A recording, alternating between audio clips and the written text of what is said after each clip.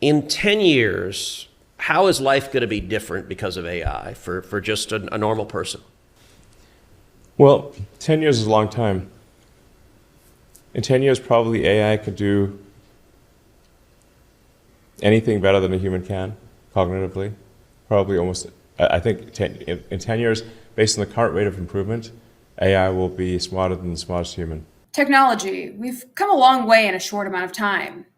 Still accessible in my earliest memories are the days of turning on the giant desktop tower that engulfed nearly the entire desk, the unforgettable sound of the dial-up tone that was so painfully slow it hurt, and of course, my parents yelling at me for tying up the phone line so I could check Instant Messenger and illegally download music on LimeWire. What once seemed like a nuisance now harkens back to an era that was undoubtedly more lighthearted and carefree. A time when you didn't have to worry about being connected to a computer at all hours of the day, or better yet, didn't have to worry about computers being connected to you. But sadly, now we find ourselves encroaching into the terrifying reality of artificial intelligence, and therefore a world that will soon become completely unrecognizable. We're watching this all unfold right now, but what I find most disheartening is the complete lack of awareness and understanding the majority of people hold as to where exactly we're headed. For the time being, one could argue AI is being used for good. Some use it as a search engine. Many have AI-powered gadgets in their home to play music and provide information.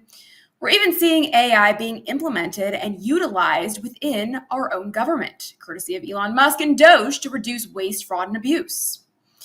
And while that may seem positive now, would it be far-fetched to consider the possibility that we are currently being primed to soon accept the reality that robots will inevitably replace humans? What if government jobs are being eliminated not just to reduce the bureaucratic bloat, but to normalize the transhuman takeover in all aspects of society, including the private and corporate jobs that Americans hold so dear? I mean, let's face it, the federal government sets the standard for the private industry. This was true with the DEI mess. This has been true with the Family Medical Leave Act and a variety of other employee-related measures that were first implemented by the federal government. But this isn't so much speculation as it is fact, because now Elon Musk is outright telling you it's going to happen. Robots are going to take your jobs. Smarter than any person. How many jobs go away because of that?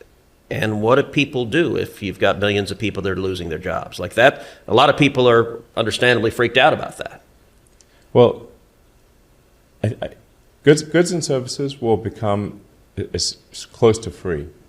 So it's not as though people will be wanting in terms of goods and services. So why is that? Why are goods and services free in an AI world, or close to free? Well, you have, I don't know, call it tens of billions of robots. That they will make you anything or provide any service you want for basically next to nothing. Goods and services close to free? Well, that sounds awfully reminiscent of a universal basic income social credit system, if you ask me. And you know what that means. We're soon to find ourselves in a cashless society that requires a mark to buy and sell goods. The Bible starkly warns of exactly this in Revelation 13. Moreover, what happened to conservatives who used to warn that this would soon become our reality? You know, it wasn't long ago when so many on the right were rightfully skeptical of Musk and his potentially nefarious intentions. Has that just completely gone out the window since he's now platforming and paying out many of the voices that once stood for truth? Or does Conservative Inc. actually believe that we're no longer at risk of an Orwellian digital surveillance state?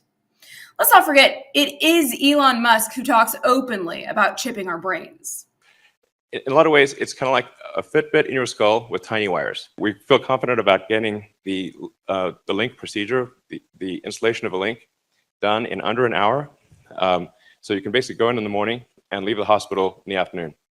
And it can be done without general anesthesia. You know, it's also time to really start sounding the alarm when Hollywood begins to normalize and glorify the demise of humanity. You may have seen the disturbing collaboration with Tesla and Kim Kardashian, where she's provocatively posing with a Cybertruck and Optimus, the humanoid robot. Now combine that with what Putin has already correctly warned of, that AI comes with the colossal opportunity, but also threats that are difficult to predict. Whoever becomes the leader in this sphere will become the ruler of the world.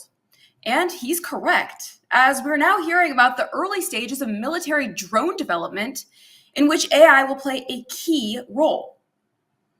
Like a swarm of bees or a school of fish, tiny robot insects could swarm and strike whatever their target may be. They'll continue to get smaller and faster and more powerful, and there will be no going back. This is the future of warfare. Along with that, the AI swarm technology will also soon be used with bug-sized robots that will rapidly perform precise pollination. Or better yet, be used to deliver drugs and vaccines directly into the body. We already heard President Trump announce on his second day in office his $500 billion AI program, Stargate, which will use AI to detect illnesses and customize mRNA vaccines in response. It's not too much of a stretch to conclude that what we're on the precipice of is a Terminator-style, full-scale, tyrannical Skynet system, if what is being created falls into the wrong hands. Let's pause and think for a moment. Why do we want technocrats taking over our lives? I mean, do we really believe people like Larry Ellison and Sam Altman and, yes, even Elon Musk truly have our best interests at heart? Or are they just perhaps pushing an agenda that's dressed up and disguised as something good for humanity that ultimately only ends up benefiting them? I think it's far past time we awaken from the slumber that has so easily been adopted by so many on the right. While we allow the current administration to empower those who are quite literally administering the building blocks of an AI-based future, we must also realize that we, with our complicity, are empowering a very own prison planet, our very own digital prison. And yet, instead of spending all of our resources to fight against the complete and utter destruction of life and humanity as we know it on a global scale, we unfortunately appear to be embracing it with open arms. 80-90% full, meaning like 80% likely will have extreme prosperity for all. Now, I guess my view, we're in a race to win AI. We're in a race with China. And my view is if they're going to be killer robots, I'd rather they be American killer robots than Chinese. This is why we can't rely on man to save us. Psalms 118:8 says, "It's better to take refuge in the Lord than to trust humans." Don't put your trust in man, only put your trust in our Heavenly Father. Our time here on earth may be dark, but thankfully for those who know Jesus, eternity is so bright. So unite yourselves with him if you haven't already. Maranatha, Jesus come quickly. Reporting for Lindell TV, I'm Allison Steinberg.